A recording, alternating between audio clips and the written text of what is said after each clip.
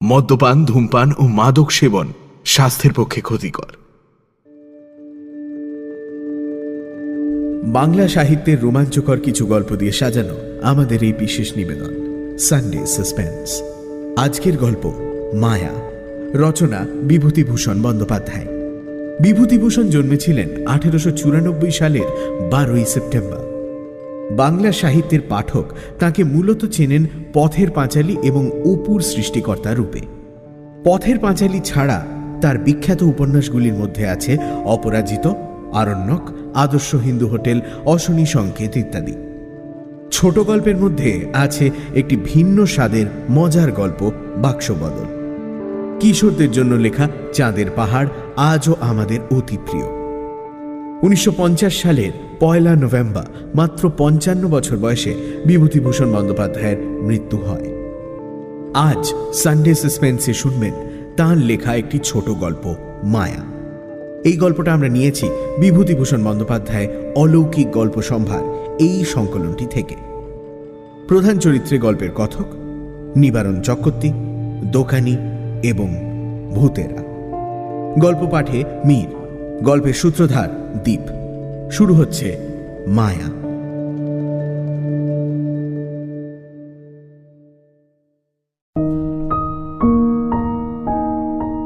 2 বছর আগের কথা বলি, এখনো অল্প অল্প যেন মনে পড়ে। সব ভুল হয়ে যায় কি করে এলাম এখানে। বগুলা থেকে রাস্তা চলে গেল সিঁদরানির দিকে।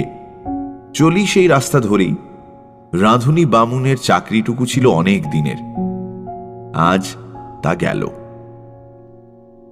যাক, তাতে কোনো দুঃখ নেই। দুঃখ এই অবিচারে চাকরিটা গেল। ঘি চুরি আমি করিনি, কে করেছে আমি জানিও না, অথচ বাবুদের বিচারে আমি দোষী সাব্যস্ত হলাম। শান্তিপাড়া, সর্ষে, বেজের ডাঙ্গা পার হতে বেলা দুপুর হয়ে গেল। খিদেও বেশ পেয়েছে। জোয়ান বয়স, হাতে সামান্য কিছু পয়সা থাকলেও খাবারের দোকান এ পর্যন্ত এসব অজপাড়া গায়ে চোখে পড়ল না। রাস্তার এক জায়গায় ভারী চমৎকার একটা পুকুর। স্নান করতে আমি চিরকালই ভালোবাসি। পুকুরের ভাঙা ঘাটে কাপড় নামিয়ে রেখে জলে নামলাম। জলে অনেক পানা, শ্যাওলা, সেগুলো সরিয়ে পরিষ্কার জলে প্রাণ ভরে ডুব দিলাম।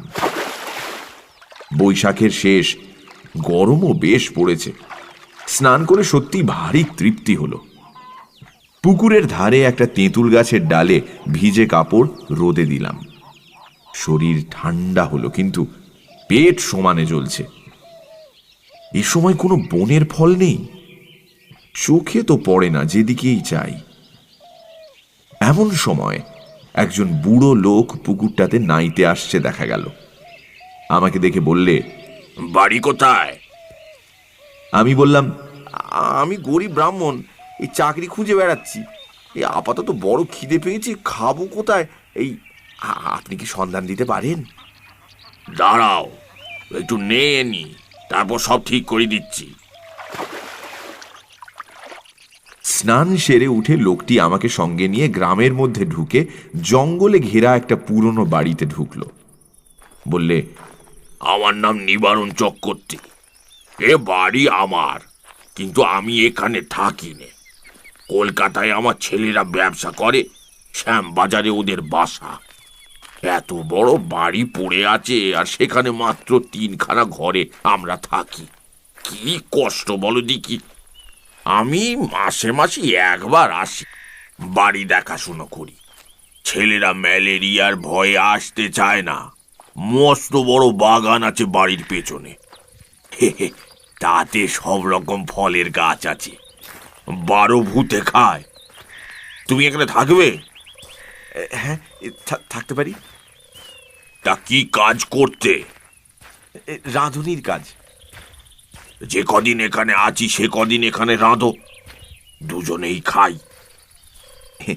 খুব ভালো। আমি রাজি হয়ে যেতে লোকটা হঠাৎ যেন ভারী খুশি হলো। আমার খাওয়ার ব্যবস্থা করে দিলে তক্ষুনি। খাওয়া দাওয়ার পর আমাকে একটা পুরনো মাদুর আর একটা মোটা তাকিয়া বালিশ দিয়ে বললে, বিশ্রাম করো। পথ হেঁটে বড় ক্লান্ত হয়ে পড়েছিলাম। ঘুমিয়ে যখন উঠলাম, বেলা তখন আর নেই। রাঙা রোদ বড় বড় গাছপালার উঁচু ডালে। এরই মধ্যে বাড়ির পেছনের জঙ্গলে শেয়ালের ডাক শুরু হলো। আমি বাড়ির বাইরে গিয়ে এদিক ওদিক খানিকটা ঘুরে বেড়ালাম। যেদিকে চাই সেদিকেই পুরনো আম কাঁঠালের বন আর জঙ্গল। কোনো লোকের বাড়ি নজরে পড়ল না। জঙ্গলের মধ্যে এক জায়গায় কেবল একটা ভাঙা দেউল দেখতে পেলাম। তার মধ্যে উঁকি মেরে দেখি শুধু চামচিকের আড্ডা। ফিরে এসে দেখি বুড়ো নিবারণ চক্রবর্তী বসে তামাক খাচ্ছে। আমায় বললে, চা করতে জানো? একটু চা করো তো। শোনো, এই চিড়ে ভাজো, তেল নুন মেখে কাঁচা লঙ্কা দিয়ে খাওয়া যাবে। সন্ধ্যের পর বললে, এই ভাত চড়িয়ে দাও, সরু আতপ আছে, গাওয়া ঘি আছে, আলু ভাতে ভাত। ব্যাস। যে আজ্ঞে। তোমার জন্য ঝিঙের একটা তরকারি করে নিও। ঝিঙে আছে রান্নাঘরের পেছনে, আলো হাতে নিয়ে তুলে আনো এই বেলা। আর একটা কথা, রান্নাঘরে সব সময় আলো জেলে রাখবে। তা তো রাখতেই হবে, অন্ধকারে কি আর রান্না করা যায়? হ্যাঁ, তাই বলছি।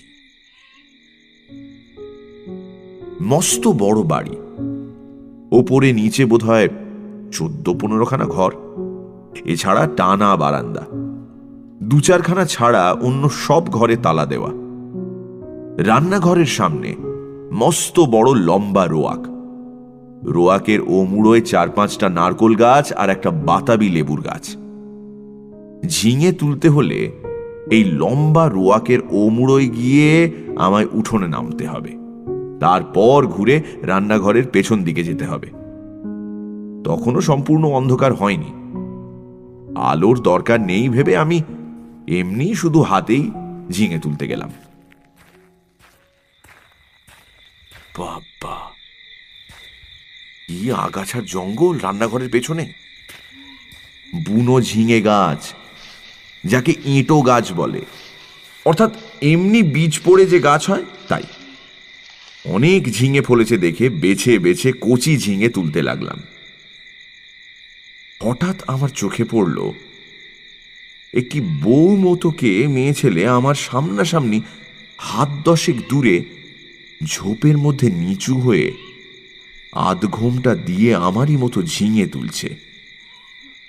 দুবার আমি চেয়ে চেয়ে দেখলাম, তারপর পেছন ফিরে 7-8টা কচি ঝিঙে তুলে নিয়ে চলে আসবার সময় আরেকবার চেয়ে দেখলাম।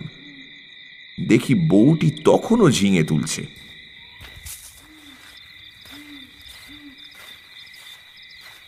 নিবারণ চক্রবর্তী বললে, ঝিঙে পেলে? আগে হ্যাঁ, অনেক ঝিঙে হয়ে আছে। আরেকজন কে তুলছিল? নিবারণ বিস্ময়ের সুরে বললে, কোথায়? ওই রান্নাঘরের পেছনে, বেশি জঙ্গলের দিকে। পুরুষ মানুষ? না, একটি বউ। নিবারণ চক্রবর্তীর মুখ কেমন একটা হয়ে গেল। বলল, কোথায় বউ? চলো দিকেই দেখি। আমি ওকে সঙ্গে করে রান্নাঘরের পেছনে গিয়ে দেখি, কই কিছুই না। কই বউ? হ্যাঁ, ওই তো ওখানে ছিল, ওই ঝোপটার কাছে। যত সব। চলো চলো, দিন দুপুরে বউ দেখলে অমনি। আমি একটু আশ্চর্য হলাম। যদি একজন পাড়া গাঁয়ের বউ ঝি দুটো জঙ্গলি ঝিঙে তুলতে এসেই থাকে, তবে তাতে খাপ্পা হওয়ার কি আছে ভেবে পাই না। তাছাড়া আজ না হয় উনি এখানে আছেন, কাল যখন কলকাতায় চলে যাবেন তখন বুনো ঝিঙে কে পাহারা দেবে? রাতে খাওয়া দাওয়ার পর চক্রবর্তী বুড়ো আবার সেই ঝিঙে চুরির কথা তুলল। বলল, আলো নিয়ে যাওনি কেন ঝিঙে তুলতে? তোমায় আমি আলো হাতে নিয়ে যেতে বলেছিলাম, মনে আছে? তা যাওনি কেন? আমি বুঝলাম না তাতে কি দোষ হলো। বুড়োটা খিটখিটে ধরনের। বিনা আলোতে যখন সব আমি দেখতেই পাচ্ছি, এমনকি ঝিঙে চুরি করা বউকে পর্যন্ত, তখন আলো না নিয়ে গিয়ে দোষটা করেছি কি? বুড়ো বললে, না না, সন্ধ্যের পর সব সময় এই আলো কাছে রাখবে। কেন? তাই বলছি বলে। তোমার বয়স কত? 37-38 হবে। অনেক কম বয়স আমাদের চেয়ে। আমার এই হলে গিয়ে 63। যা বলি কান পেতে শোনো। আগে নিশ্চয়।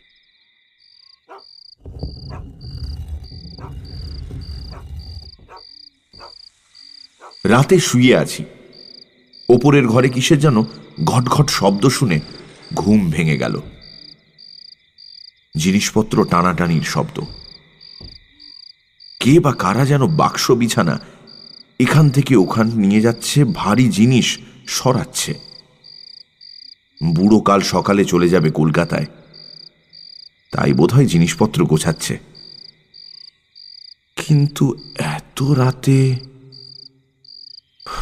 বাবা, এই বাতিগ্রস্ত মানুষ রে বাবা। সকালে উঠে বুড়োকে বলতেই বুড়ো অবাক। আমি? হ্যাঁ, অনেক রাতে। ও হ্যাঁ, না, ঠিক ঠিক ঠিক। আমাকে বললেই হতো, আমি গুছিয়ে দিতাম। চক্রবর্তী বুড়ো আর কিছু না বলে চুপ করে গেল। বেলা 9টার মধ্যে আমি ডাল ভাত আর ঝিঙে ভাজা রান্না করলাম। খেয়ে দিয়ে পোঁটলা বেঁধে সে রওনা হলো কলকাতায়। যাবার সময় বারবার বলে গেল, নিজের ঘরের লোকের মতো থেকো ঠাকুর। পেয়ারা আছে, আম কাঁঠাল আছে, উৎকৃষ্ট পেঁপে আছে, তরি তরকারি পোঁতো আমার খাস জমি পড়ে আছে 3 বিঘে। ভদ্রাসন হলো 1.5 বিঘের ওপর। লোকের অভাবে জঙ্গল হয়ে পড়ে আছে। খাটো খাটো তরকারি উৎপন্ন করো, খাও, বেচো, আর তোমার নিজের বাড়ি ভাববে, দেখাশুনো করো, থাকো, ভাবনা নেই। আর একটা কথা। কি? চক্রবর্তী বুড়ো অকারণে সুরটা নামিয়ে নিয়ে বলল, কত লোকে আছে এমন ভাঙচি দেবে, কারো কথা শোনো না যেন। বাড়ি দেখাশোনা যেমন করবে, নিজের মতো থাকবে, কোনো কথায় কান দেবে না। গাছের ফল ফুলুরি তুমিই খাবে। 2টো ঘর খোলা রইল এই তোমার জন্যে। গেলাম গো।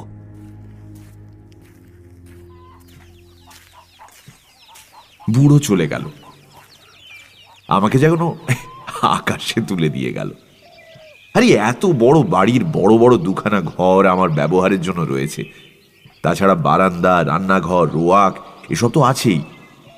বাড়িতে পাতকুয়ো, জলের কষ্ট নেই। শুকনো কাঠ যথেষ্ট, কাঠেরও কষ্ট নেই। 10টা টাকা আগাম দিয়ে গিয়েছে বুড়ো।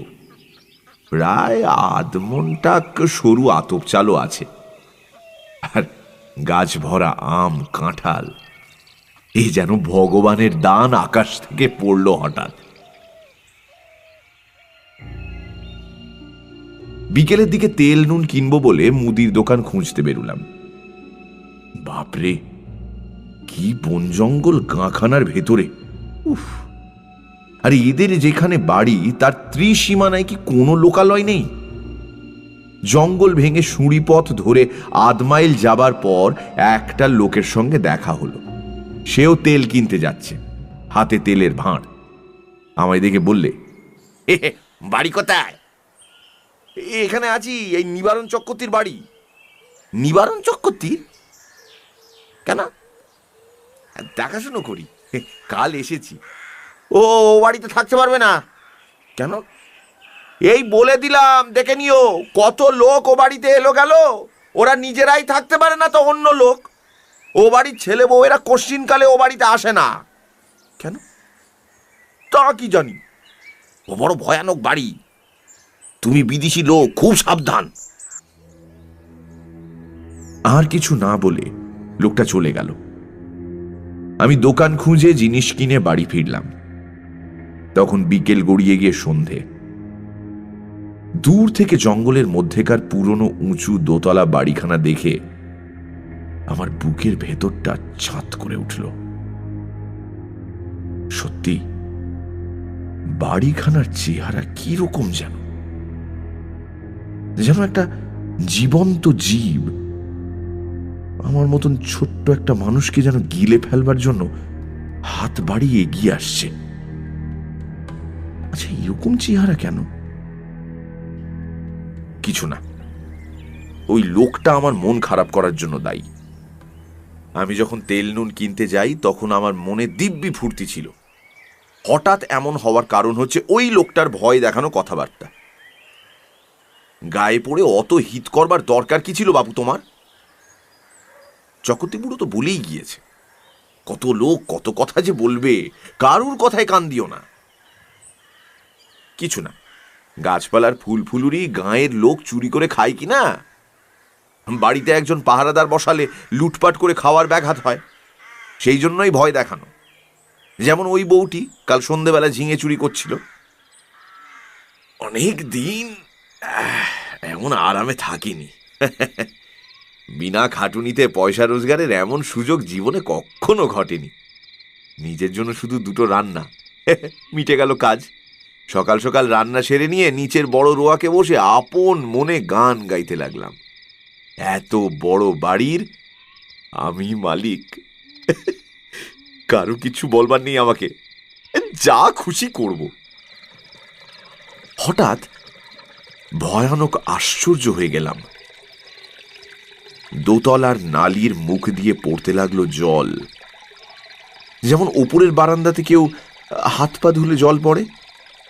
বেশ মোটা ধারায় জল পড়তে লাগলো। তখনই আমি উঠে রোয়াকের ধারে দাঁড়িয়ে দোতলার বারান্দার দিকে চেয়ে দেখলাম, তখনও জল পড়ছে, সমানে মোটা ধারায়। ওপরের সিঁড়ির দরজায় তালা দেওয়া, চাবি চক্রবর্তী মশাই নিয়ে গিয়েছেন, সুতরাং দোতলায় যাওয়ার তো কোনো উপায় আমার জানা নেই। তাহলে এই জল কোথা থেকে পড়ছে? মিনিট 10 পড়ার পর জলের ধারা বন্ধ হয়ে গেল। আমার মনে হলো চক্রবর্তী মশাই বোধহয় কোনো কলসি বা ঘড়াতে জল রেখে দিয়েছিলেন ওপরের বারান্দাতে, সেই কলসি কোনো একভাবে উল্টে পড়ে গিয়ে থাকবে। নিশ্চয়ই তাই, তাছাড়া জল আসবে কোথা থেকে? একটু পরে গিয়ে শুয়ে পড়লাম। আলো নিভিয়ে শুয়ে পড়বার সঙ্গে সঙ্গে আমার চোখে ঘুম জড়িয়ে এলো। অনেক রাতে একবার ঘুম ভেঙে গেল। জানলা দিয়ে সুন্দর জ্যোৎস্না এসে পড়েছে বিছানায়। কি একটা ফুলের গন্ধ পাচ্ছি, বেশ সুবাস কিন্তু ফুলের। কি ফুল? ঘুমের ঘরেই ভাবছি, এমন কোনো সুগন্ধওয়ালা ফুল তো বাড়ির কাছাকাছি দেখিনি। তড়াক করে লাফিয়ে উঠলাম। ওকে, জানলার সামনে দিয়ে একটি বউ চলে গেল রোয়াক বেয়ে। হ্যাঁ হ্যাঁ, স্পষ্ট দেখেছি, ভুল হবার নয়। আমি তক্ষুনি উঠে দরজা খুলে রোয়াকে গিয়ে দাঁড়ালাম। রোয়াকে দাঁড়াতে দুটো জিনিস আমার কাছে স্পষ্ট হলো। প্রথম, সেই ফুলের সুবাসটা রোয়াকে অনেকখানি ঘন। ওই বউটি যেন এই সুবাস ছড়িয়ে দিয়ে গেল এই কতক্ষণ। না, কোনো ফুলের সুবাস নয়। তাহলে এটা কিসের সুবাস? কিছুতেই মাথায় আসছে না। কেমন একরকম যেন লাগছে, একরকম নেশার মতো। বাইরে কেন এসেছি? ও, কি একটি বউ রোয়াকে বেয়ে খানিক আগে চলে গিয়েছিল, সেই ছড়িয়ে গেছে এই তীব্র সুবাস। কিন্তু কোনো দিকে নেই তো সে। গেল কোথায়? সেই রাতে সেই পর্যন্ত। কতক্ষণ পরে ঘরে এসে শুয়ে ঘুমিয়ে পড়লাম। সকালে উঠে মনে হলো সব স্বপ্ন। মনটা বেশ হালকা হয়ে গেল। কাজকর্মে ভালো করে মন দিলাম। বন জঙ্গল কেটে কিভাবে তরিতরকারির চাষ করব সেই আলোচনা করতে লাগলাম মনের মধ্যে। একটা অসুবিধে এখানে থাকবার, বড্ড একা থাকতে হয়। কাছাকাছি যদি একঘর লোকও থাকতো তো এতটা কষ্ট হতো না। কথা বলবার একটা লোক নেই, এই হলো মহা কষ্ট। সেদিন দুপুরে একটা ঘটনা ঘটল।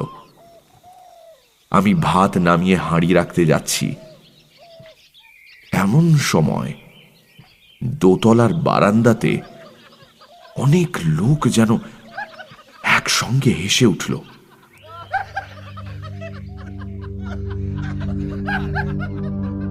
সে কি ভীষণ অট্টহাসি! আমার গা যেন দোল দিয়ে উঠল সেই হাসি শুনে। খিলখিল করে হাসি নয়, একেবারে খলখল করে হাসি। আকাশ বাতাস থমথমিয়ে উঠল সে হাসির শব্দে। ভাত ফেলে রেখে দৌড়ে গেলাম। রোয়াকে গিয়ে উপরের দিকে দেখি, কিছুই না। নিচের জানলা যেমন বন্ধ, উপরের ঘরের সারবন্দি জানলা তেমনই বন্ধ। হাসির লহর তখন থেমে সমস্তটা নিশ্চুপ হয়ে গেছে। ব্যাপার কি? কোনো বদমাইশ লোকের দল উপরে আড্ডা বেঁধেছে নাকি? ওপরের সিঁড়ির মুখে গিয়ে দেখি দরজায় কিন্তু তেমনই তালা ঝুলছে। আমার ভয় হয়নি, কেননা দিনের বেলা চারিদিক সূর্যের আলো। এই সময়ে মনের মধ্যে কোনো ভূতের সংস্কার থাকে না। এই হাসি যদি আমি রাতে শুনতাম তবে বোধহয় ভয়ে অজ্ঞান হয়ে যেতাম। চাবি দিয়ে দাঁত খুলতে হতো। রান্নাঘরে ফিরে এসে ভাতের ফ্যান গেলে ঝিঙের তরকারি চাপিয়ে দিই। প্রচুর ঝিঙে জঙ্গলে ফলেছে, যত ইচ্ছে তুলে নিয়ে খাও। আমারই বাড়ি, আমারই ঝিঙে লতা। মালিক হওয়ার যে একটা মাদকতা আছে তা কাল থেকে বুঝছি। আমার মতো গরিব বামুনের জীবনে এমন জিনিস এই প্রথম। কান পেতে রইলাম ওপরের ঘরের কোনো শব্দ আসে কিনা শুনতে। ছুঁচ পড়বার শব্দও পেলাম না। খেয়ে দিয়ে নিজের মনে বিছানায় গিয়ে শুয়ে ঘুমিয়ে পড়েছি। ঘুমের ঘোরে শুনছি ঘরের মধ্যে অনেক লোক কথাবার্তা বলছে, হাসছে। ঘুমের মধ্যেও আমি ওদের কথাবার্তা যেন শুনছি। যেমন কোনো বিয়ে বাড়িতে ঘর ভর্তি লোকের মধ্যে ঘুমিয়ে পড়লে লোকজনের গলার শব্দ ঘুমের মধ্যে পাওয়া যায়। হয়তো সবটাই আমার মনের ভুল। মনের সেই যে ভাব হয়েছিল হাসি শুনে, এটা হয়তো তারই ফল।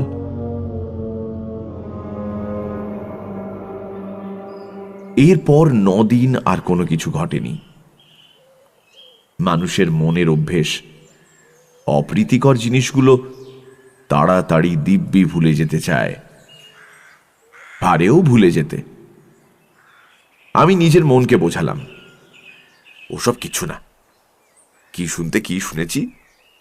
বউ দেখা চোখের ভুল, হাসি শোনাও কানের ভুল। ভুল ভুল, সব ভুল। এই 9 দিনে আমার শরীর বেশ সেরে উঠল।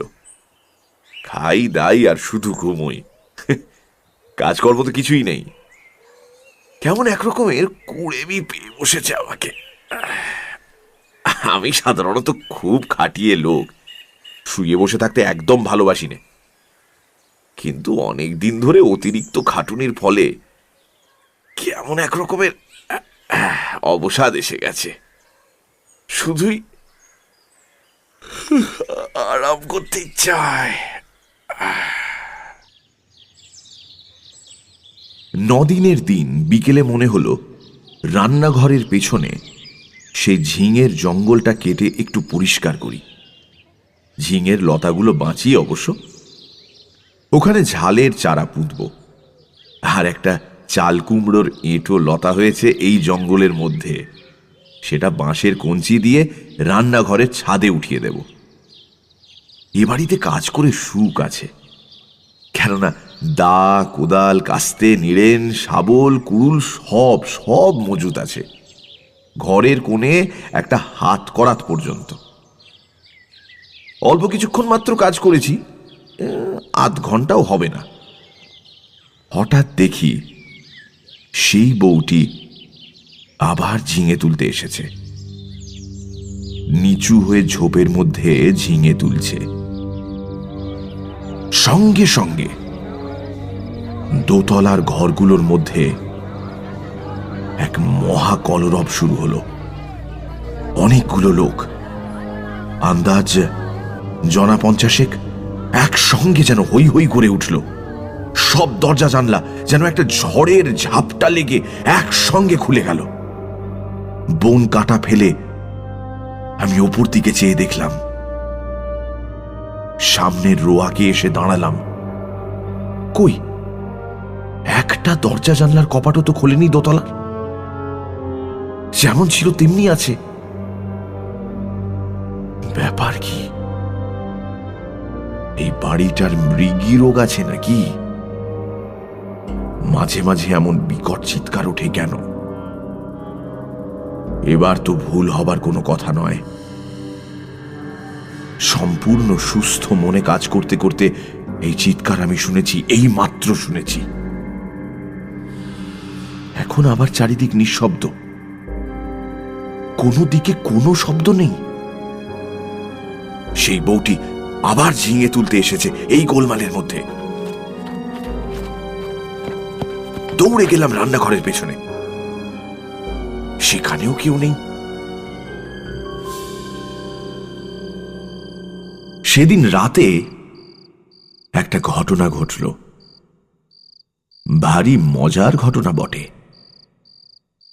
খেয়ে দিয়ে সবে শুয়েছি, সামান্য একটু ঘুম এসেছে। এমন সময় কিসের শব্দে ঘুমটা ভেঙে গেল। চেয়ে দেখি আমার বিছানার চারিপাশে অনেক লোক জড়ো হয়েছে। তাদের সবারই মাথায় লাল পাগড়ি, হাতে ছোট ছোট লাঠি। আশ্চর্যের বিষয়, সকলেরই মুখ দেখতে একরকম। একই লোক, যেন 50টা হয়ে আছে। এরকম মনে হয় প্রথমটা। অনেকগুলো আয়নাতে যেন একটা মুখই দেখছি। কে যেন বলে উঠল, আমাদের মধ্যে আজ কে যেন এসেছে। একজন তার উত্তর দিল, এখানে একজন পৃথিবীর লোকের বাড়ি আছে অনেক দিন থেকে। আমি দেখিনি বাড়িটা, তবে শুনেছি। যারা দেখতে জানে তারা বলে সেই বাড়ির মধ্যে একটা লোক রয়েছে। সব মিথ্যে, সব মিথ্যে। কোথায় বাড়ি? আমরা কেউ দেখিনি। তবে এসো আমরা নাচ আরম্ভ করি।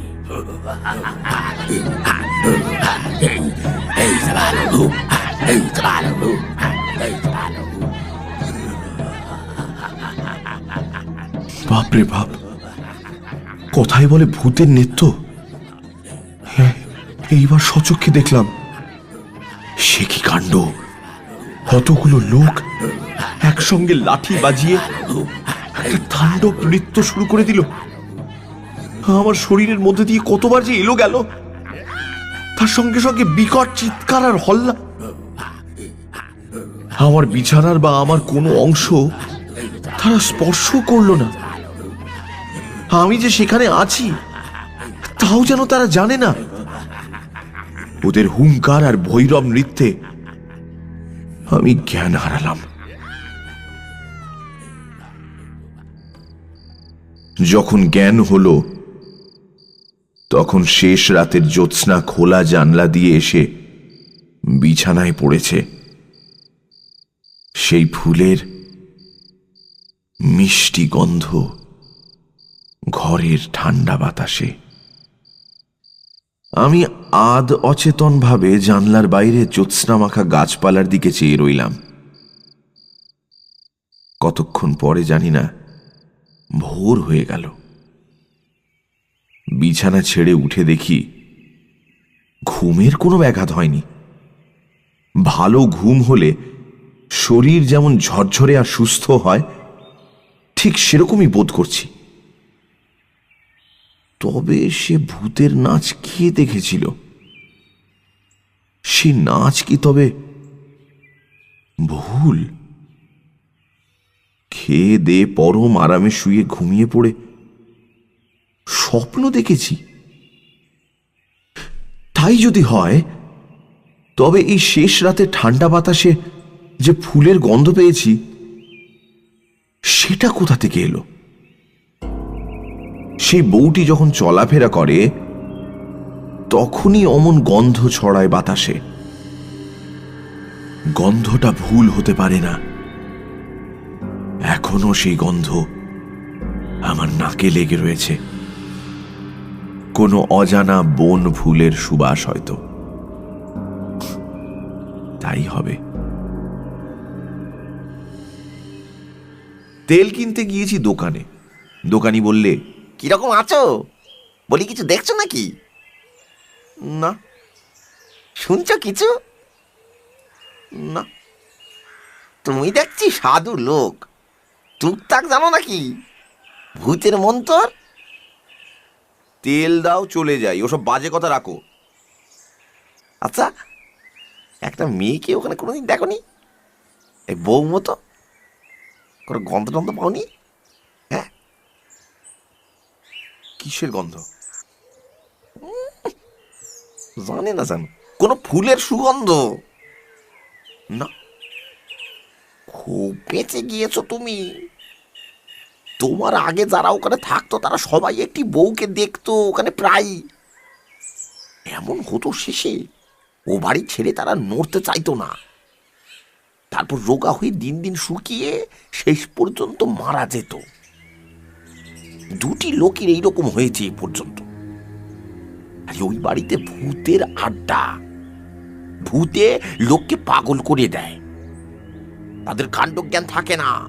এমন ভালো লাগে এই বাড়ি, না খেয়ে না দিয়ে ওইখানে পড়ে থাকে, ছেড়ে যেতে চায় না। তুমি দেখছি ভূতের মন্তর জানো। আমরা তো ও বাড়ি ত্রিসীমানায় যাইনি। মাথা খারাপ করে দেয় সাধারণ মানুষের। তেল নিয়ে চলে এলাম। ভাবতে ভাবতে এলাম, মাথা খারাপ হওয়ার সূত্রপাত আমারও হলো নাকি?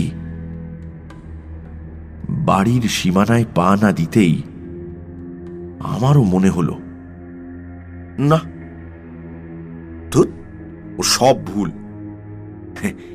পরম সুখে আছি, এসব ছেড়ে কোথায় যাব? বেশ আছি, খাসা আছি, তোফা আছি। সেই থেকে আজ 2 বছর পড়ে আছি এই বাড়িতে। চক্রবর্তী মশাই মাইনে টাইনে কিছুই দেয় না, তাতে আমারও কিছু আসে যায় না। বাড়ি দেখাশুনো করি, বেগুন কলা বেচি, দিন রাত ওদের নৃত্য দেখি, ওদের মধ্যেই বাস করি। এক পাও যায়নি এই বাড়ি ছেড়ে।